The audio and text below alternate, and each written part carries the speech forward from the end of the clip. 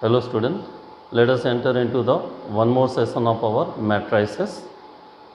Today I will try to wind up theoretical part of a matrices and then one or two very important questions we are going to do. But as you know that in every session we are revising the some topics of previous session. So here one very important topic which we completed in a previous session, that we are going to take it as a revision part, because this particular revision part will be utilized for solving some important question. So what is that revision topic? Revision topic is elementary operation on a matrices. So there are three elementary operation. The statement already I told you in the previous session, but in a short, with the help of a symbol, I am again repeating this elementary operation. I told you to familiar with this symbols because it will be utilized in this particular chapter and the next chapter, that is determinant. So one of the symbol is Ri is interchanged into Rj. What is the statement given in your book? That rows can be, one row can be converted into the other row or interchange into the word used in your textbook is interchange. Suppose if you want to interchange ith row into the jth row, it can be done with the help of this symbol. Example already I told you in the previous session, I am not repeating, just you familiar with this symbols. If suppose if you don't want to interchange rows, and in some question if you want to interchange column, that also can be done by using this symbol. Ith column, if you are interchanging with the jth column, it can be done with the help of this symbol. In between this type of arrow you use, it means that there is an interchange. Row can be interchanged with some other row, column can be interchanged with some other column. But remember, there is no provision of rows into column to be interchanged. If you are doing so, then you will be using the topic of transpose of a matrix. But here, since we are doing elementary operation, so don't do that. And we don't have a provision for solving such type of a question with the help of such rules. So there are three rules which we are going to apply in solving some of the question. So first rule is rows can be interchanged with some other rows. Symbolically it can be written in this way. Column can be interchanged with some other column. Symbolically it can be written in this way. But by chance in some question or in some particular criteria, if you are asked to multiply any rows with some constant, non-zero constant. For example, k is non-zero constant. Suppose if I am asking you to multiply any rows, R1, row 1, multiply with 3. So you will have to mention it. And how you are going to mention? You write like this: R1, then one arrowhead, then 3 times of R1. What does it mean? That all the elements of R1 is multiplied with 3. K is that constant, non-zero constant, as it is given in a book. Suppose in some question or in some situation you are asked to multiply any column with a constant k, then it can be mentioned in this way: Ci, then arrowhead, then k times of Ci. This k is non-zero constant. So this property is very obvious. Sometime if it is necessary, we are going to use this property. But as in a last session I told you, last property is very important. Last operation is very important. What that operation says: suppose if you want to add any other row with a given rows or any other column with a given column, then you will have to write in this way: ith row can be replaced by ith row plus k times of jth row. If suppose in solving the question, if it is necessary, today itself I am going to do one or two questions, you will realize how to use this elementary operation number 3. This is very important. In most of the question, after using these all fundamental operations, this operation we will have to use frequently. Similarly, if any column is to be replaced by ith column is to be replaced by ith column plus k times of jth column, it can be done by using this property, this notation. So these are the three notation. I took it as a revision part because now today I will be supporting this elementary operation with one or two very important questions.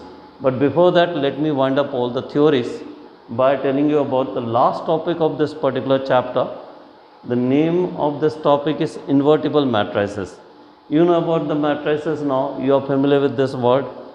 You know how to use the symbol to denote that matrices. A, the capital letters, and then we use the big bracket. But now we are talking about invertible matrices. If A is any square matrix, that is important. If A is any square matrix of order, any given order, suppose that order is n. If there is one more matrix and having a same order, that is also important. So naturally it is also going to be a square matrix. When you multiply A with B, if it is equal to B into A, if it is equal to a I told you I is identity matrix. If you are multiplying A with B or if you are multiplying B with A, answer is equal, and if it is equal to identity matrix. I told you what do we mean by identity matrix. In order 2, identity matrix is like this. Suppose if you are multiplying this 2 and you get this type of matrix, it means that one of the matrix is inverse of other. For example, A matrix is given, and if you are multiplying with B matrix and you get I, it means that B is inverse of A and vice versa.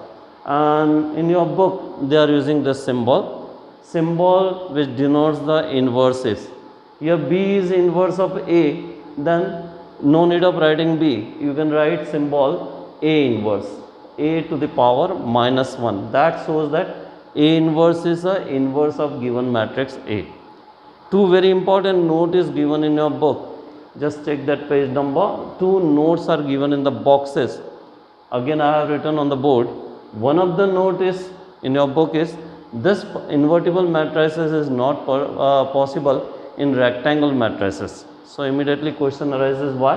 Because here itself it says that we are going to apply this rule or this invertible matrices for square matrix.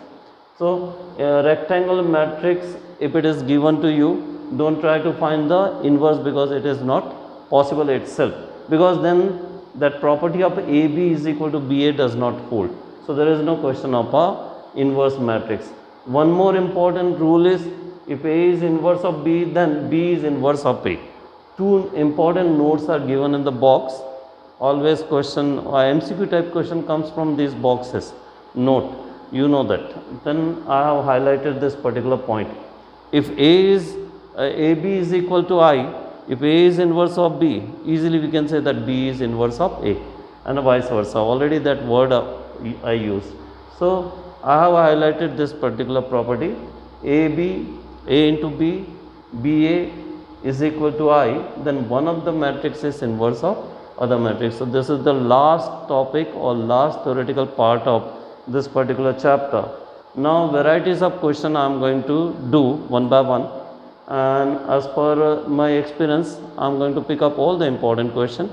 Now today I picked up the question depending upon our revision topic. Revision topic was elementary operations. So one example is given in your book, and today itself if you will try to solve such type of question by yourself, you will come to know how to use this elementary operation. Until and unless you are not familiar with these all letters, you will not be able to solve questions. So today intentionally I picked up order 2 type of matrix. Order 3 types of matrix will take lot of time. There are many examples given in your book. So I picked up one of the example from your textbook only. Question number or example number 1, find inverse of A, and A is already given. A will be always given to you. Intentionally I took square matrix of order 2. Immediately you will realize that calculation wise it is slightly tough. If you go for 3 order matrix, it will take lot of time, but then weightage of that question will be more. So come on, find inverse of A, and A is given to you. One very important property is, any matrix multiply with I, that is identity matrix, obviously it will be equal to A matrix. But we are going to utilize this particular property to solve that question. So it's obvious, but using this property you will be able to find the inverse.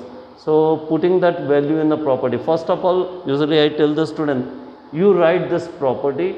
As soon as you write this property, immediately you will start scoring the marks. As soon as you write this and this step, immediately half marks will be given if this question is for 2 marks. So come on, A is equal to IA, obvious, but you will have to write. Then A matrix, you write it here.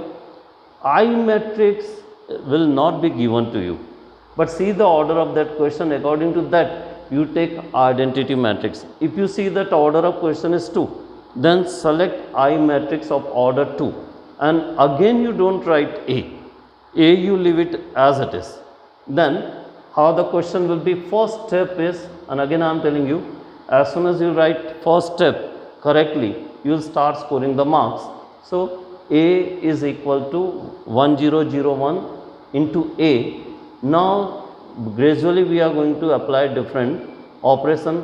First operation is applying R2. What does it mean? Row 2 is replaced by R2 minus 2R1.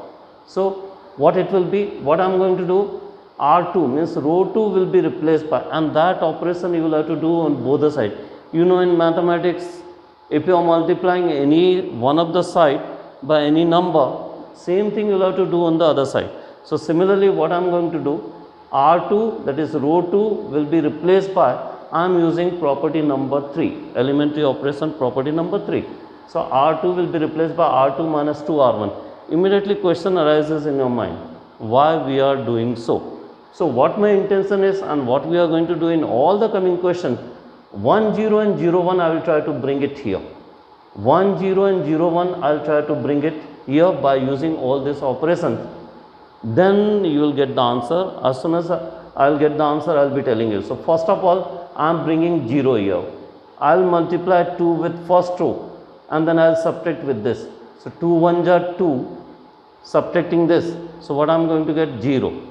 2 2 are 4, and then I am going to subtract here, I will get 5. But I brought the 0 here because I wanted 0 here. Next step, I will try to bring 1. So that I will be showing in our coming steps, one by one. Now first step of solution of this particular question, the example one which I took, is applying R2, means replacing R2 by R2 minus. As I told you, question can be written in the form of A is equal to IA. So what I did, I wrote the question in that form. Now R2 will be replaced by R2 minus 2R1. So multiply for first row with 2, that is minus 2, and subtract with row 2. So what will happen? Left hand side will become 1 0 2 minus 5. And as I told you earlier, operate both the sides. So same thing you will have to do it on the right hand side also. Why we are doing so, I told you that anyhow try to bring identity matrix on a left hand side. So always you start from here onwards. If here it is 1, then try to bring 0 here. So how I did, I multiplied first row with 2 and then subtracted with the second row. So here it was 2, so it becomes 0, and same thing you will have to do it on the other side. Now I want here next step, applying R2 means row 2 will be replaced by minus 1 by 5 row 2. What does it mean? I don't want here 5 actually, or minus 5. I want 1, because anyhow I want to convert this into the form of a identity matrix. Already I got 1 here, 0 here, I want 1 here. So what I will do, I will divide both the side with minus 1 by 5. Don't concentrate on the right hand side, you concentrate on the left hand side only. First of all, as soon as question is given, see that here 1 is there or not.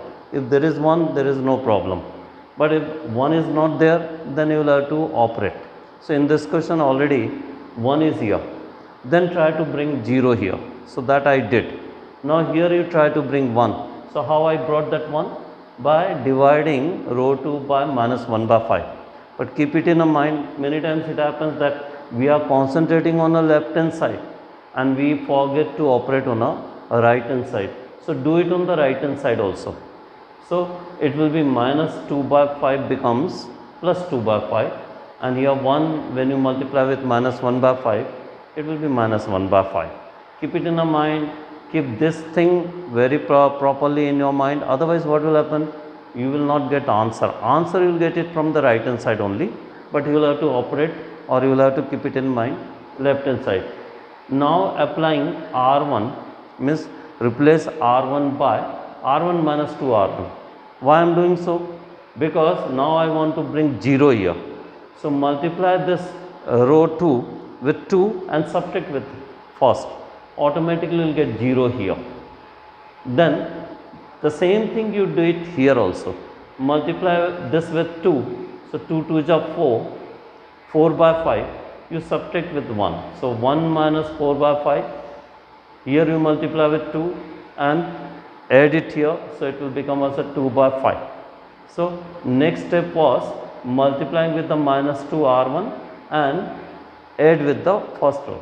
So new one will be, the new one will be, or the new step will be 1 0 0 1, that already I got it in the left hand side, but right hand side 1 minus 4 by 5, find out that LCM, 5 minus 4 by 5, so it will become as a 1 by 5, 2 by 5 as it is, 2 by 5 here minus 1 by 5. So whatever you are going to get it in this place, that will be your answer. Remember, always we forget to keep it in the mind this quantity which will be our answer. We always concentrate on the left hand side only. We want to bring 1 0 0 1 here, so we concentrate on the left hand side, but we forget to operate on the right hand side. If you are doing it properly, whatever the answer comes, whatever you will get it here, that will be your final answer. So come on, what is that A inverse? A inverse is 1 by 5, 2 by 5, 2 by 5 and minus 1 by 5. So this is answer of this particular question. You will have to take a lot of precautions. So usually what I tell the student, suppose if it is of 2 order, then you do it. But if it is of 3 order, since it's a time consuming and you don't get a lot of weightage to this particular question, maybe 2 to 3 marks, then you do it afterwards. Because one minor mistake, one addition and subtraction mistake here or there, then you will have to search it and then you will waste your time. So this question you do it afterwards. This question in your book is done with the help of one more alternative methods. What I say, you make up your mind. If you are feeling comfortable with the row wise operation, then do with row wise. But there is one more optional method given in your book. Same question can be done with the operating column wise all the properties. In that case, what will happen? You will have to remember both the properties. Usually I say either you do the question, all the questions by row wise operation or column wise operation. You are not going to get a shortcut method. The steps are going to be same only, whichever the method you are going to select. So either row wise or a column wise. But during the operation, I told you properties of that operation. Now, don't try to mix up. First of all, you make up your mind that I am going to operate row wise. Don't mix up row with the column as per your convenience. Then you will be getting some other answer. So this was one very important question of order 2. Then there is one more interesting question. This is also an example printed in your book. But you will be surprised to know that why I am using same type of question to solve and get the A inverse. That I will be telling you gradually. Now question number 2, one more example. Again it's of order 2 cross 2. So you say that same type of question, but remember here one more thing is given with the question. Question is A is equal to 10 minus 2 minus 5 1. Then find inverse, it is clearly mentioned, find inverse if exist. Sometime it does not exist also, and they will try to fool you. At last you will realize that, oh, inverse is not going to come. When you are not going to get the inverse, that you will realize during the solution of a question. Now concentrate on this question. First step is important. I told you that. You start the question with this property of matrix. A can be written as A is equal to I into A. Now put the corresponding values. So A is 10 minus 2 minus 5 1. I 1 0 0 1 into A. Now here earlier we had a 1, but here we got 10. What I told you, always just like my finger you try to operate. You try to bring 1 here. Come on, 10 is given. How you are going to bring 1? divide whole first row with 10. So first property, first operation is R1 is replaced by 1 by 10 R1. Divide both the side with 10. So what will be the new step? You divide here with 10, so it will become 1. Bring 1 anyhow here. Earlier it was provided to you. Then it will become minus 2 by 10, in fact minus 1 by 5. Here it will be 1 by 10, 0 by 10. Then go to the next step after doing this. So this is first step. Now second step is apply R2, means replace R2 by R2 plus 5 times of R1. Why we are doing so? Remember my finger, start from here, bring 1, then bring 0, then bring here 1, then bring 0. This way if you go, any question, whether it's of order 2 or whether it's of order 3, you will never face a problem. So now I want to bring here 0. So multiply this row R by 5, R1 by 5 and add it up with this. This is that operation. R2 is replaced by R2 plus 5 times of R1. So as soon as I am doing so, I am multiplying with this with the 5 and I am bringing it here. And same thing I am doing it here. And then right hand side always we'll have to keep it in a mind. So right hand side we are going to get with this. Now suddenly you will find that there are 2 zeros in any rows or a column. Whenever it happens in any question, whether it's of order 2 or whether it's of order 3, if you get a 2 elements here or in a order 3 elements as a 0, then you say that A inverse does not exist. So what will happen? Suppose this question comes in your exam, what you will do is you will move further just like how I told you question number 1, and you will try to waste your time. You will try to solve it and you will waste your time. So directly you write A inverse does not exist, and in this way question will be solved. So whenever such type of criteria is given, then take it into precaution. When you get a zeros row wise or column wise, then you write, don't try to go further, you write that inverse does not exist. So 2 questions I did. Today's homework is solve the question from the exercise. In our next session, we will go for some harder question. Thank you.